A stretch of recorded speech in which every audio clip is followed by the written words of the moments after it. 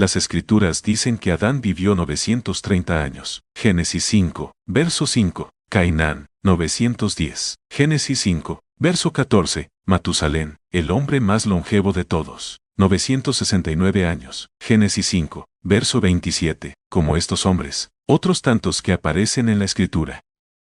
Pregunta: ¿eran años naturales, como nosotros los conocemos, o tal vez se contaba el tiempo de otra manera? Si te interesa el tema, escucha este video, pues con más o menos intensidad, aportará alguna luz a este misterio, que, en verdad, no es tanto misterio, y no es tanto misterio, cuando el tema se coge por donde hay que cogerlo, por el contexto bíblico, y el contexto bíblico es que a la hora de leer y estudiar las Escrituras, hay que saber que entre la generación antidiluviana, antes del diluvio, y la generación postdiluviana, después del diluvio, existen abismos de diferencia. Por ello, hay cosas que se dieron en la generación antidiluviana que ya no se dieron en la postdiluviana, ni en el resto de toda la Biblia. Es decir, se borraron por completo, no se volvieron a repetir jamás. Por ejemplo, antes del diluvio, se desconocía la lluvia, porque nunca había llovido. La tierra era regada por un vapor que subía de la propia tierra. Génesis 2, versos 5 y 6. Surgido el diluvio, apareció la lluvia y desapareció aquel rocío regador. Antes del diluvio, el hombre era vegetariano, solo comía verduras. Tras el diluvio, por mandato de Dios, el hombre puede comer carne de aves y bestias. Génesis 9 versos 3 y 4. Antes del diluvio, parece que los hombres disfrutaban de una vida más larga en años, largura y longevidad que tras el diluvio, se fue acortando hasta llegar a los 175 años de Abraham, Génesis 25 verso 7, y de los 175 años del patriarca, la edad del hombre como que quedó establecida en la horquilla que marca el Salmo 90, verso 10, 70 años, y 80 los más robustos. En esa horquilla de tiempo, poco más, poco menos, es lo que el hombre vive en estos días. Este texto de Salmos, en breve haré un video, para llegar a entender que el hombre siempre ha tenido dos edades, la cronológica, es decir, los años vividos, y la biológica, es decir, los años que puede tener el estado de salud de su cuerpo. Hay quien tiene 30 años cronológicamente, y 70 biológicamente, pues el estado de salud de su cuerpo es el de un cuerpo con 70 años. Este tema lo explicaré en un próximo video, no se lo pierdan. Si entendemos que entre generación antidiluviana y postdiluviana hay un abismo de diferencia, que en la primera ocurrieron cosas que ya no volvieron a ocurrir en toda la Biblia, debemos de ser prudentes y sabios a la hora de administrar las Escrituras, discerniendo que no todo lo que viene en ellas está vigente para la administración en estos días. Si alguien cree que hoy un hombre puede vivir 600 años, porque eso viene en la Biblia, debe de entender que eso, en este tiempo no se dará, pues esa longevidad solo se dio en la generación antidiluviana. Si alguien se pregunta si aquellos años eran como los que nosotros conocemos, de 365 días y de 24 horas día, la respuesta es que sí, pero con la variante de que los años eran lunares, de luna, no solares, de sol, como los que nosotros conocemos. En breve, en un próximo video, hablaré del reloj que rige la Biblia, que es lunar, de 28 días el mes y 336 días año. Si lo hiciese ahora, este video no acabaría nunca.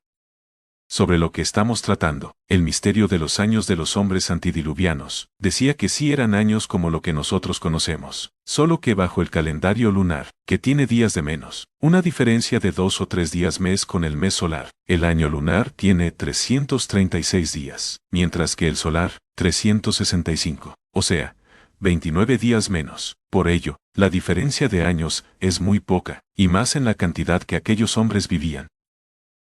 Bajo el calendario lunar, en 500 años que un hombre vivía, por ejemplo, podían ser 40 o 50 menos que bajo el solar, lo que casi es parecido, pues lo mismo sorprende que un hombre viviera 500 años que 460. Nos sigue pareciendo extraño e incomprensible. ¿A qué sí? Puede haber otros motivos por los que el hombre era tan longevo, como alimentación, limpieza de atmósfera, etc., pero prefiero basarme en las razones que eran propósito divino, porque no hay duda, tras esta longevidad, había propósitos de Dios. Y son dos: multiplicación de personas y testimonio oral de Dios a través del tiempo. Desarrollamos la primera razón. El mandamiento de Dios a nuestros primeros padres fue multiplicarse y llenad la tierra, Génesis 1, verso 28. Para ello, se necesitaba mucho tiempo, por lo que, por lógica, el hombre tenía que vivir más tiempo y la edad fértil de las mujeres era muchísimo mayor que ahora, y la de los hombres también. Por ello, se puede leer que ciertos hombres engendraron hijos con 90 años, 100 o 140. Si el hombre tenía esa edad, muy lejos de ella no andaría la mujer, por eso me reafirmo que la edad fértil de ambos era muchísimo más larga que la que nosotros conocemos hoy en día. Si imaginamos aquellos años con la fertilidad de una mujer de hoy en día, que ronda, más o menos, los 37 años, queda claro que en 300 años, poca multiplicación podría haber. En cambio, con una fertilidad extremadamente larga, se podían engendrar muchísimos más hijos. Por ello, la tierra se llenó de gente, cosa que era un propósito divino. Segunda razón o propósito divino sobre la longevidad. El testimonio oral de Dios. O sea, el testimonio de Dios y de la promesa de la redención. Ambas cosas, hasta que llegó la Escritura, fue de manera oral. Es decir, pasaba de boca en boca, de generación en generación. Cuando nació la Escritura, el testimonio oral desaparecería y pasó a estar escrito. El testimonio oral de Dios era la razón por la que el hombre fuese tan largo de días, para contar todo lo concerniente a Dios y a la gloriosa promesa de redención a las generaciones venideras. Por ejemplo, la Escritura dice que Adán vivió 930 años, por lo que un niño que nacía 920 años después de Adán podía escuchar, de la misma boca de Adán, todo lo sucedido. Tomen nota, un niño que nacía casi 1000 años después de Adán, escuchaba de sus propios labios cómo sucedió todo en el Edén. La Escritura dice que Set, hijo de Adán, murió con 912 años, Génesis 5 y verso 8, lo que equivale que un niño que nacía 900 años después que Set y 1500 o 1600 después de Adán, escuchaba de sus labios todo lo sucedido en el principio. No lo oía de bocas lejanas, sino del mismo hijo de Adán. Entendiendo esto, es fácil comprender que 3 o 4000 años después de Adán y Eva, nacía gente que escuchaba de los labios de un nieto de Adán todo lo sucedido en el principio. Recordemos que a nosotros nos ha llegado la historia por medio de la Escritura, pero a aquellas generaciones, por la longevidad existente, el testimonio les llegó por personas muy cercanas al primer hombre. La promesa de Génesis 3 verso 15, que a nosotros nos ha llegado por la Escritura, a ellos les llegó por la boca de familiares directos de Adán.